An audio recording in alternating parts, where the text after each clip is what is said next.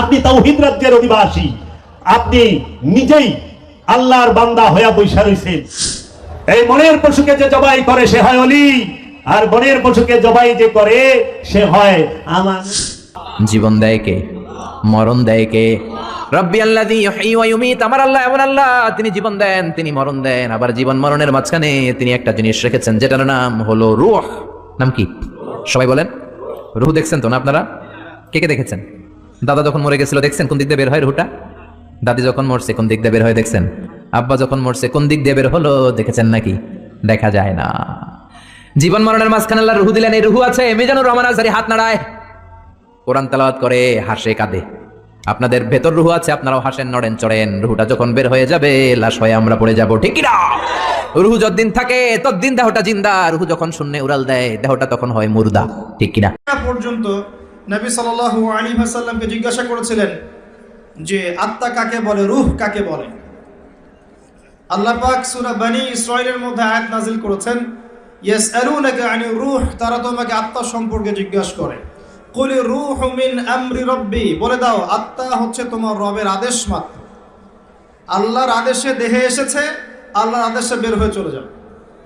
যখন আমরা একজন মানুষের ওজনের বিষয়টি বিশ্লেষণ করি, যখন তার জান কবজ করা হয় এবং সে মারা যায়, তাৎক্ষণিকভাবেই তার ওজন কমে যায়। এর অর্থ হচ্ছে মৃত্যুর পর মানুষ কিছু হারায় যখন সে মারা যায়, কিন্তু বিজ্ঞান এখনো সে পর্যায়ে পৌঁছেনি যে পর্যায়ে পৌঁছলে আত্মা ঠিক কি তা বলা যায়। আত্মা হচ্ছে নির্যাস মানব দেহের। পবিত্র কোরআনের সূরা আল ইমরান অধ্যায় নম্বর 3 আয়াত নম্বর 185-তে আল্লাহ তাআলা বলেন, কুল্লু নাফসিন যায়কাতুল মউত, প্রত্যেক আত্মাকে মৃত্যু স্বাদ গ্রহণ করতে হবে। এই আয়াতে ইহকাল হচ্ছে পরকালের জন্য পরীক্ষা।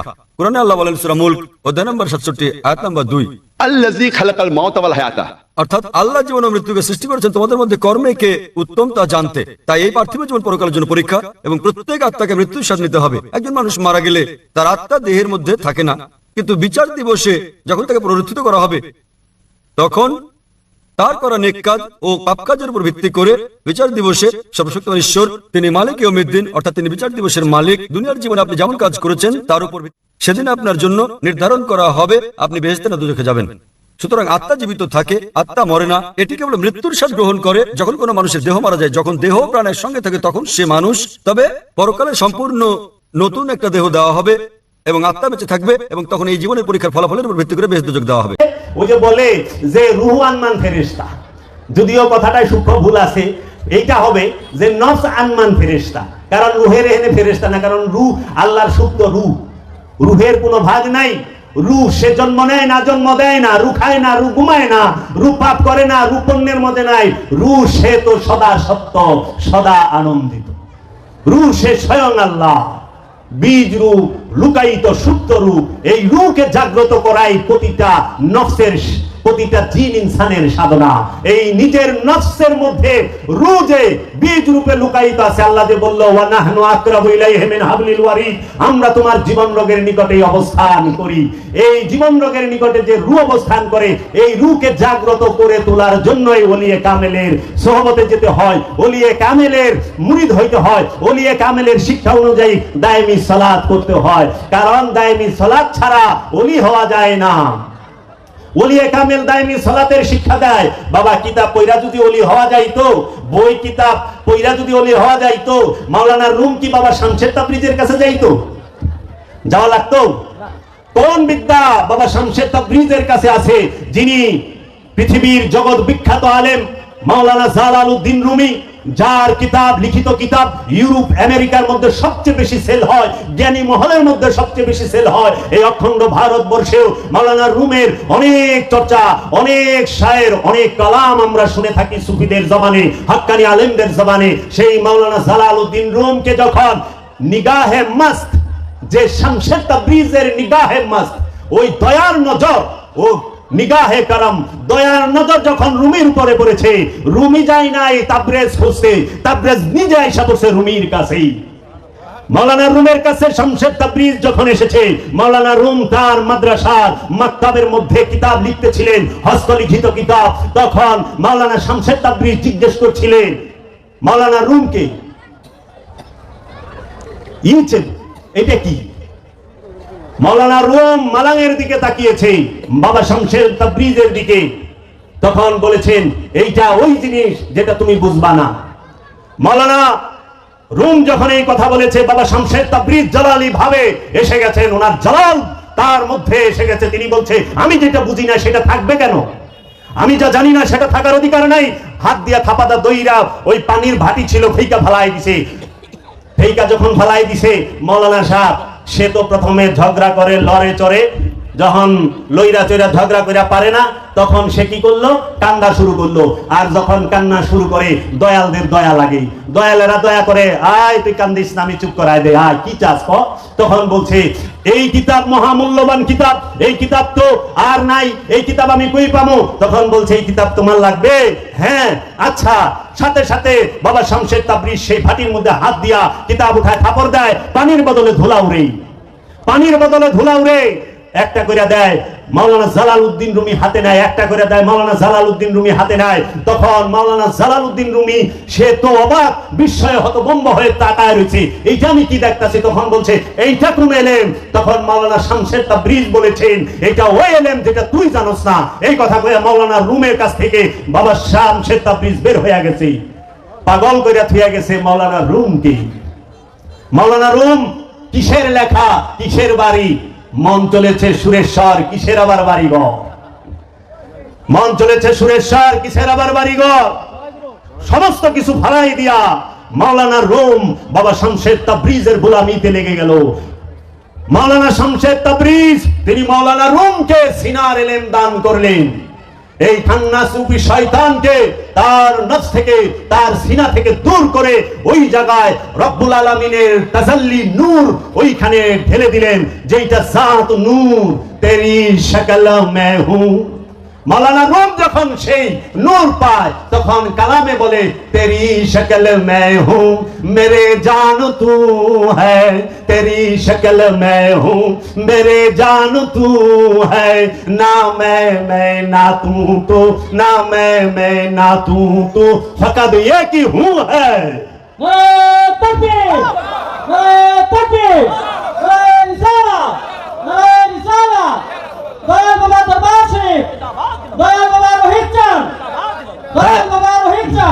তাই আল্লাহর ওলি বলে থাকেন খবরদার বিসমিল मुसम्मा का मतलब ना अल्लाह ना बंदा, खबरदार बिस्मिल मुसम्मा का मतलब ना अल्लाह ना बंदा, ना हा है ना हूं है। ओ बिस्मिल शब्द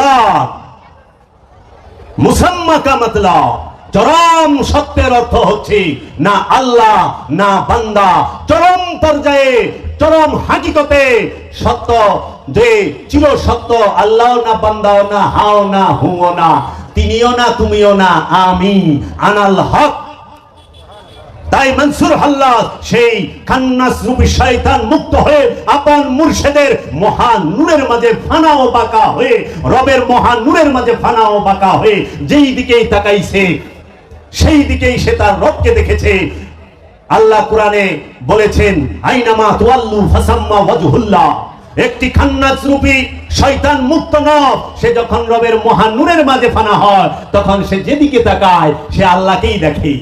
সামনেও আল্লাহ, পিছেও আল্লাহ, ডাইনেও আল্লাহ, বামেও আল্লাহ, উপরেও আল্লাহ, নিচেও আল্লাহ। সেই আল্লাহর পরিচয়, রবের পরিচয় জানার বাসনা কি আপনাদের মনে আসে না? কাহা ঢুন রহে হো, কিধার ঘুম রহে হো, কোথায় খুঁজতেছ, কোথায় ঘুরতেছ?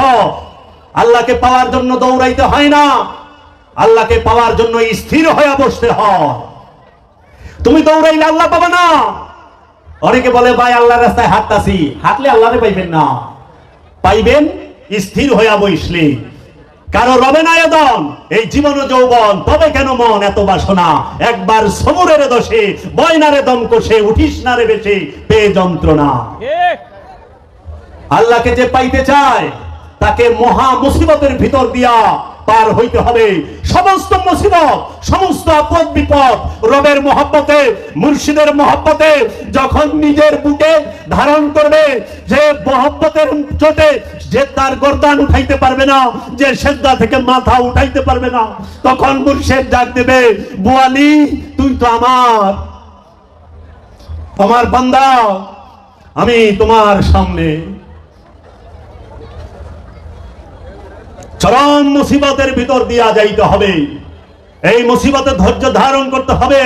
ও আমার দয়াল মুর্শিদ, আমি এই খান্নাস রূপী শয়তান থেকে মুক্তি চাই।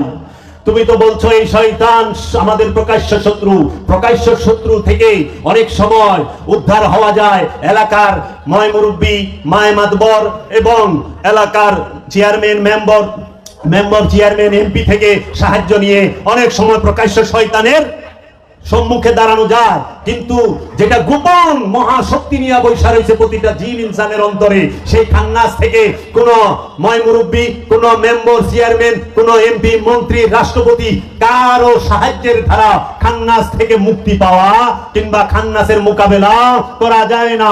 খান্নাস থেকে মুক্তি পেতে হলে, খান্নাসের মোকাবেলা করতে হলে একমাত্র ওলিয়ে কামেল, যিনি জামানার রসুল, যিনি উপস্থিত রসুল, যিনি সম্মুখ গুরু, যিনি ওলিয়ে কামেল, তার সাহায্য নিতে হবে। এই ওলিয়ে কামেল, এই মুর্শিদে মুকাম্মেল শিখিয়ে দেবে কিভাবে নাফি ইসবাতের জিকির করতে হয়। নাফি ইসবাত কি, এই লতিফা কি, কিভাবে এই জিকির করতে হয়, কোন লতিফা থেকে কোন লতিফায় জিকির যায়, কিভাবে দায়মি সালাত করতে হয়, এই দায়মি সালাতের শিক্ষা নিতে হয়। কিতাব কুরআন যে সমস্ত আলেম সাহেবরা পাঠ করেছেন তারা ওয়াক্তি সালাতের নিয়ম পদ্ধতি, মাসলা মাসাইল সব বলতে পারে, কিন্তু দায়মি সালাতের বিষয়ে তারা জানে না। দায়মি সালাতের বিষয় যদি জানতে হয় তাহলে অবশ্যই একজন ওলিয়ে কামেলের কাছে যেতে হবে। বাবা, আপনারা কি শুনেছেন দায়মি সালাতের কথা? দায়মি সালাতের কথা যে কোরআনে স্পষ্ট ভাবে আছে।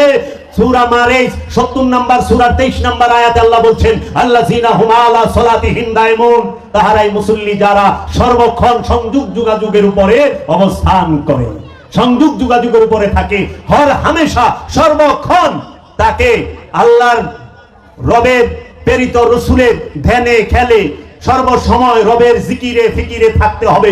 কিভাবে সেটা থাকা যায় সেটা ওলিয়ে কামেল শিখিয়ে দেবে। এর জন্য আপনারা ওয়াক্তি সালাতের সাথে অবশ্যই দায়মি সালাত সম্পর্কে জানার চেষ্টা করবেন এবং দায়মি সালাত পাঠ করবেন এবং দায়মি সালাতের মধ্যে থাকার চেষ্টা করবেন। কারণ আল্লাহ নিজেই কোরআনে বলেছে, তুমি রুকু করো রুকুকারীর সাথে প্রথমে জোড়ায় জোড়ায় তারপরে একা একা, তুমি সেজদা করো সেজদাকারীর সাথে প্রথমে জোড়ায় জোড়ায় তারপরে একা একা, তুমি আল্লাহর জন্য দাঁড়াও প্রথমে জোড়ায় জোড়ায় তারপরে একা একা। সূরা সাবা 46 নম্বর আয়াতে আল্লাহ বলছে, তোমরা আল্লাহর জন্য দাঁড়াও প্রথমে জোড়ায় জোড়ায় তারপরে একা একা। মুফাসসিরিনগণ এইখানে বলছে এইটা সালাতের জন্য বলা হয়েছে, সালাতে দাঁড়াও প্রথমে জোড়ায় জোড়ায় তারপরে একা একা। এই সালাত কেন করেন? ওযু করার জন্য। ওযু করার জন্য। সেই ওযু কি? হাকিকি ওযু, মেজাজি ওযু না, পরিষ্কার না। পরিষ্কার এক বিষয়, ওযু আরেক বিষয়। পরিষ্কার হওয়া যায় পানি দিয়া, সাবান দিয়া, শুকনা মাটি দিয়া, পবিত্র মাটি দিয়া তায়াম্মুম করে, গোসল করে পরিষ্কার হওয়া যায়, হাত মুখ দিয়ে পরিষ্কার হওয়া যায়। পরিষ্কার হয়ে গেলেন, এখন পরিষ্কার হয়ে সালাত করবেন আপন মুর্শিদের সাথে, আপন গুরুর সাথে। ওলিয়ে কামেল যে আছে তার কাছে বায়াত হয়ে তার কথা মতো এই পবিত্রতা হাসিলের জন্য, পবিত্র হওয়ার জন্য আপনি কি করবেন? রসুলের সাথে, মুর্শিদের সাথে, ওলিয়ে কামেলের সাথে দায়মি সালাত করবেন। বছরকে বছর 12 থেকে 16 বছর দায়মি সালাত করতে করতে নিজের নফসকে পবিত্র করবেন, কলবকে পবিত্র করবেন। পবিত্র করার বস্তু দেহ নাকি কলব? আল্লাহ কাকে পবিত্র করতে বলছে? কলবকে। কলব কি পানি দিয়া পবিত্র হয় বাবা? পানি দিয়া কলব পবিত্র করন যায়? পানি দিয়া দেহ পবিত্র করা যায়? পানি দিয়া দেহ পরিষ্কার করা যায়, কিন্তু কলব তো পরিষ্কার করা যায় না। পানি দিয়া চোখ ধুইতে পারবেন, দৃষ্টি ধুইতে পারবেন না। পানি দিয়া কান ধুইতে পারবেন, কানে পানি দিতে পারবেন, কিন্তু শ্রবণ যেটা শয়তানের ডাক যে শুনেন সেই ডাক পবিত্র করতে পারবেন পানি দিয়া? না। পানি দিয়া জিহ্বা ধোয়া যায়, মুখ ধোয়া যায়, কিন্তু জবান তো ধোয়া যায় না। যায়? কথা ধুইতে পারবেন? তো জবান ধুইতে পারতেছেন না পানি দিয়া, তাহলে জবান ধুইবেন কি দিয়া? জবান ধুইবেন রবের জিকির দিয়া, মুর্শিদের জিকির দিয়া, দায়মি সালাতের মাধ্যমে। হাত ধুইতে পারবেন কি দিয়া? পানি দিয়া। হাত পরিষ্কার করবেন, পবিত্র করবেন পানি দিয়া, কিন্তু হাত যে শক্তির প্রতীক, হাতের যে শক্তি আছে, যেই শক্তি দ্বারা মানুষের ঘুষিও দেন, থাপড়ও দেন, চিমটিও দেন, আবার মানুষেরটা লইয়াও যান, সেই শক্তিটাকে কিভাবে পবিত্র করবেন? এর জন্য আগে জানেন পবিত্র কি কাকে করবেন আর পরিষ্কার কারে করবেন। এর জন্য পানি দিয়া যদি আপনি, আপনাদের মানিকগঞ্জের এই ধানের পাশেই তো মনে হয় পদ্মা নদী, পদ্মা নদীর মধ্যে যা ডুব দেইলেও কি পবিত্র হয়ে পারছেন? এটা কেউ কয়ে পারবো? আরে আপনারা তো ছাড়েন, ইমাম সাহেব কয়ে পারবো না যান পদ্মা নদীর থেকে গোসল করছি হন পবিত্র। কারণ আল্লাহ কইছেন যে পবিত্র সেই জান্নাতি, যে পবিত্র সেই জান্নাতি। দলিল কাদাফলাহা মান তাযাক্কা, ওই ব্যক্তি সফল যে নিজেকে পবিত্র করেছে। কাদ আফলাহাল মুমিনুন, ওই ব্যক্তি সফল যে মুমিন হইতে পেরেছে। কলবকে পবিত্র না করে কেউ মুমিন হইতে পারে না। এর জন্য মুমিন হইতে গেলে কলবকে পবিত্র করতে হবে। যদি আপনি জান্নাতে যাইতে চান, নফসকে কলবকে পবিত্র করতে হবে। এখন আমরা কি করছি? হাত মুখ ধুইয়ে পবিত্র হয়ে গেছি গা। পবিত্র হয়ে নামাজ না, নামাজ পরেই পবিত্র হওয়ার জন্য, কুরবানি করেই পবিত্র হওয়ার জন্য। কারণ কুরবানি মানে খান্নাস রূপী শয়তান থেকে মুক্ত হওয়ার জন্য নিজের আমিত্বকে উৎসর্গ করা। বনের পশু তো বড় বড় সুরেরাও জব করে, মনের পশুকে যে জব করে সেই তো আল্লাহর ওলি। মনের পশুকে জবাই করেছে কে? বাবা শাহজালাল। মনের পশুকে জবাই করেছে কে? বাবা শাহপরান। মনের পশুকে জবাই করেছে কে? বাবা খান জাহান আলী। মনের পশুকে জবাই করেছে কে? বাবা শাহ আলী। মনের পশুকে জবাই করেছে কে? বাবা লালন শাহী। মনের পশুকে জবাই করেছে কে? বাবা জান শরীফ শাহ সুরেশ্রী। মনের পশুকে জবাই করেছে কে? গৌসুল আজম বাবা ভান্ডারী। মনের পশুকে জবাই করেছে কে? বাবা বৈরাবরী। মনের পশুকে জবাই করেছে কে? আমার দয়াল মুর্শিদ বাবা জাহাঙ্গীর। এই মনের পশুকে যে জবাই করে সে হয় অলি, আর বনের পশুকে জবাই যে করে সে হয় আমানু। মনের পশু জোর করে জবাই করান যায়, আর মনের পশু মহব্বতে জবাই করতে হয়। তাই কাজী নজরুল ইসলাম বলেছে, মনের পশুকে করো জবাই, পশুরা বাঁচে, বাঁচে সবাই। আগে নিজের মনের পশুকে জবাই করো, তারপরে বনের পশুকে জবাই করলে বনের পশু তোমার কাছে জবাই হইয়া ধন্য। কারণ আল্লাহর ওলির কাছে, আল্লাহর ওলির কাছে, আল্লাহর ওলির হাতে জীবনটা গেছে, তার রক্ত মাংস ধন্য। এর জন্য বাবা যান পবিত্র করবেন অন্তরকে, মনকে। মনের পশুটা, মনের হিংস্রতাকে আগে জবাই করে। মনের পশুকে তাজা রাইখা বনের পশুকে যতই জবাই করেন কোনো লাভ নাই। কারণ আমরা বাংলাদেশে দেখি অনেক বড় বড় খারাপ লোক 10টা 15টা জাহাজের সমান গরু জবাই করে। এই ছাগল কাণ্ডে তো এবার একজনের চাকরি গেছে গা, 15 লাখ টাকার ছাগল জবাই করছে না। মনে করেন এই ছাগল দিয়ে হ্যাঁ নিজেই শেষ, চাকরি গেছে গা। কিমন কুরবানি করলো, চাকরি শেষ।